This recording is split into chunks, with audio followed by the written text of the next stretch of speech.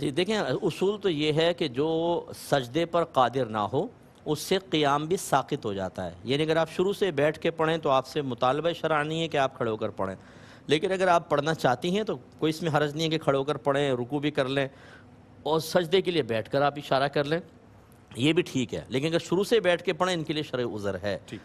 یہ کہتے ہیں کچھ گولڈ ہے اور 3 لاکھ روپے بیٹی کی شادی کے لیے رکھے ہوئے ہیں.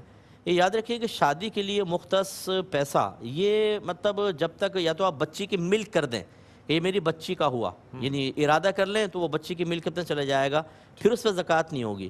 لیکن اگر آپ اپنی ملکیت میں رکھتی ہیں اس طرح کہ چلو ضرورت ہوگی تو گھر میں بھی خرچ کر لوں گی ورنہ بچی کے اس میں رکھے ہوئے ہیں، تو پھر یہ بچی کے نہیں کہلائیں گے، آپ کے ہیں، اور اس پہ سال گزرنے کے بعد زکوٰۃ بنے گی. اس مقصد کی وجہ سے کہ بچی کی شادی میں استعمال ہوگا، زکوٰۃ ساقط نہیں ہوگی. لہذا سال گزر جائے تو گولڈ کی قیمت نکلوائیں جو کرنٹ ویلیو ہے، اور اس میں یہ 3 لاکھ ملا کر ٹوٹل کے اوپر زکوٰۃ نکالیں گے. ٹھیک. ہاں اگر یہ بچی کی ملک کی نیت کر لیں تو پھر اس پہ زکوٰۃ نہیں ہوگی، لیکن پھر یہ اس میں سے کوئی پیسہ استعمال نہیں کر سکتے. اگر کر لیں تو گناہ گار ہوں گی.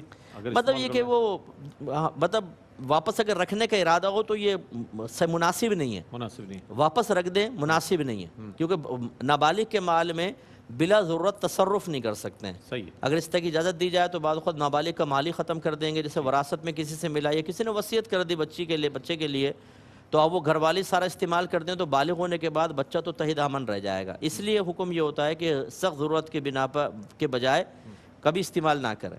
تو استعمال نہ کریں، رکھے دیں.